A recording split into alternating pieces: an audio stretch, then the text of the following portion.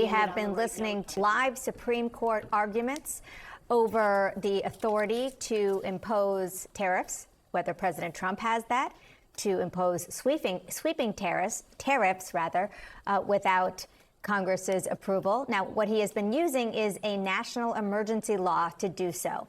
It's the linchpin of his economic agenda, these tariffs.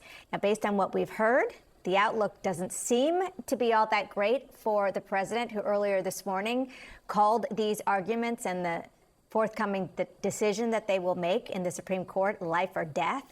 We're going to talk about what we've heard so far with an incredible panel here. Steve Vladeck, I want to start with you. What is your take on this? And again, I know we're kind of in the weeds on tariffs, but I just want to remind our viewers that this is about so much more. This is about presidential power and whether Donald Trump has as much as he thinks he does. Dan, it's such an important moment for the court and the country. We've had so many rulings by the U.S. Supreme Court in Trump cases over the last 9 months, but they've all been in this frenetic context of fast-moving emergency applications, of quick-hitting, what should the rules be for weeks, for months. This is the first case to get to the court on the permanent question of whether President Trump can do the thing he's doing. And it's a case about how broadly the executive is allowed to interpret a statute that doesn't use the word tariffs, that refers to a national emergency that was enacted in a context of reining in presidential power after Watergate. It's why this is such a big deal. It has massive political implications because of how central tariffs are to Trump's foreign policy agenda, but it also has massive, what the lawyers would call doctrinal implications, because it's such a signal of where this court is likely to go in the other cases that are already on their way to the court. Yeah, I mean, exactly. And Laura, the signals that we've gotten based on the questions from the justices seem pretty loud and not great for President Trump. Out of the gate, they were peppering them with questions. They were peppering the argument that suggests that he had this power to do so, and here's why. Just about a year or so ago, the court was saying they had a major questions doctrine that they were saying. Essentially, hold on, if it's got huge political or economic significance, you got to go through Congress because we got these different branches of government that are all co-equal. What Trump is essentially saying is, I have an emergency. It's called a trade deficit. And as a result of that, I need to take action that makes me go around Congress. Well, the other side saying, that's not the emergency. You still got to go through Congress to do so. That's why you're hearing things about delegation. Has Congress given the power of the purse and taxation and leveraging tariffs back to you in some way? They're saying no. And there was a really interesting one by Gorsuch today where he essentially was challenging politically the idea, well, hold on, they can give the power back when they think it's no longer an emergency. And he was essentially saying, in what world does Congress cede power and then get to reclaim it when you've got elections that are happening? And when you have a veto. I mean, when you get a veto, and so you'll need two-thirds supermajorities of both chambers of Congress. What can two-thirds of both chambers agree to right now, other than that maybe today is Wednesday? Nothing. Oh, is there a shutdown? And then the question is whether that's relevant to what the framers intended. Atmospherically, this is what I found most striking about the arguments, which is you don't usually hear the justices, especially Republican appointees like Neil Gorsuch, bring in the political reality. They want to decide these questions in a world in which institutions are idealized and are acting the way they're supposed to. That Justice Gorsuch, who is a vote the administration definitely needs, is actually focused on the real-world consequences of how hard it would be to unwind power that the president created in the statutes. That is a very telling sign and not a good one for President Trump. Yeah, well, it's about the credibility, too, by the way, because if they go against that theory, then that undermines their own precedent from a year ago. Right. So if it's good for Biden to have the restrictions for the student loans and beyond, suddenly it's okay for Trump to do an end run, that's going to be a problem. Yeah, okay. So let's drill down on tariffs specifically. And, I mean, we've talked about this nonstop, that this is so ingrained in who Donald Trump is and what he wants and has been since decades before he ran for office. Just one example. Listen to what he said to Oprah Winfrey in 1988. I'd make our allies, forgetting about the enemies you can't talk to so easily, I'd make our allies pay their fair share. We're a debtor nation. I think people are tired of seeing the United States ripped off. And I can't promise you everything, but I can tell you one thing, this country would make one hell of a lot of money from those people that for 25 years have taken advantage. It's amazing to listen to him in that younger context and just his voice. But you are right. It is central to his political identity. And that was before he was really in politics. But it is central to his worldview. What he just said at the end there, though, just to get to the practical impacts that Amy Coney Barrett was getting at, another vote I would imagine they would probably need.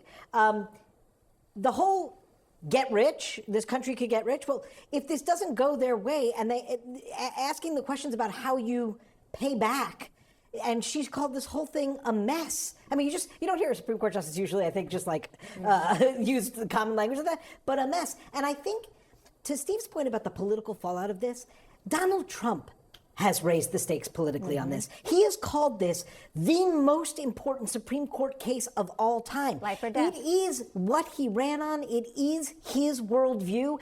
And he has said this will determine whether or not the country has the future that he envisions. And Dana, can I just tell you, I mean, last night as we were covering the election, I was talking to Republicans who are honestly, privately praying that the Supreme Court rejects Donald Trump's argument here, right? I mean, they think that if the court decides against him, it will unleash the economy and that maybe they'll have a better chance or any chance of hanging on to the House in the midterm election. Because economic suffering that voters made their voices heard on last night isn't just about sort of affordability and in the groceries, but that it is about that, but that there's also a connection to people hurting because of the tariffs that he's imposed. Right, and the idea that there's a lot of uncertainty right now, a lot of volatility, and I mean, the stock market is going gangbusters. There's a sense there might be a bubble there. Jobs is really the biggest one, right? Our companies feeling like they're in a position to be hiring. We've just seen, obviously, AI is also disrupting that piece of it. So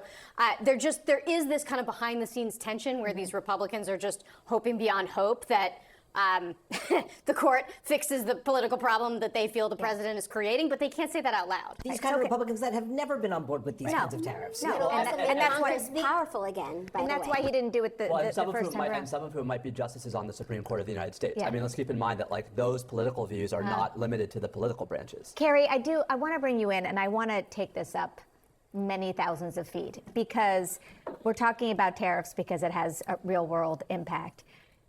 But this discussion about how much power any president has, especially this president who has been so aggressive in trying to gobble up as much power as he could, this is just the first, or one of many, I should say, cases that the Supreme Court is going to hear. Also, control of independent agencies, firing a member of the Federal Reserve, ending birthright citizenship, withholding funds appropriated by Congress, the transgender military service ban, National Guard deployments.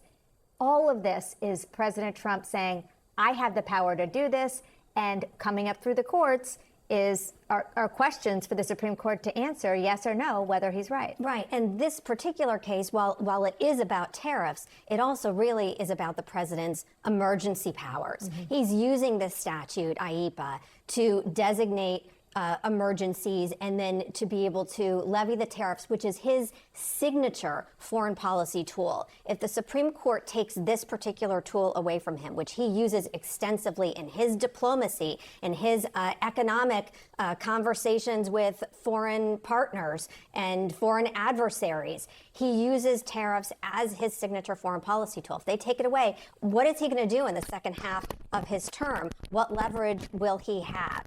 As to his emergency powers, that is one of the significant things that I wonder whether the court will really take that on, get into whether or not the particular things that he's designated as an emergency are emergencies. I don't think they will. I think they're going to focus more on the statutory interpretation and whether or not the text of this statute allows him to levy a tariff, which the government is saying it's a tariff, whereas the businesses are saying it's a tax. Can I say though, I mean, to Carrie's point about like what is poor President Trump to do? I mean, it's worth stressing there are other statutes that authorize the imposition of tariffs. I mean, one of the, I think, most compelling arguments that have been made by the small businesses challenging the tariffs, and as we're sitting here by the Solicitor General of Oregon, is that it's not like Congress has given the president no power to impose tariffs. It's that there are other statutes that have more rigorous substantive constraints, more rigorous procedural constraints. And were the Supreme Court to say,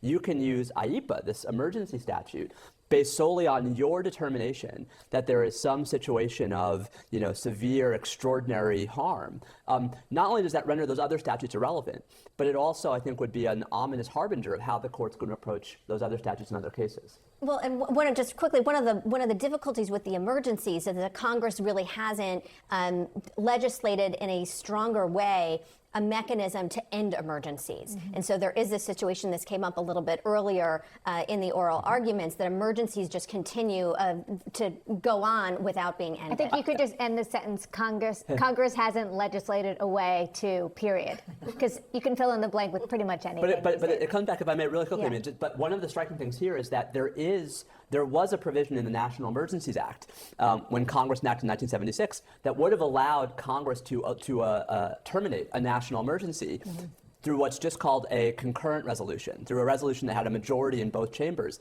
That's a legislative veto that the Supreme Court struck down in 1983. So the Supreme Court bears, I think, some responsibility, right, for some of the mess in which we're finding ourselves.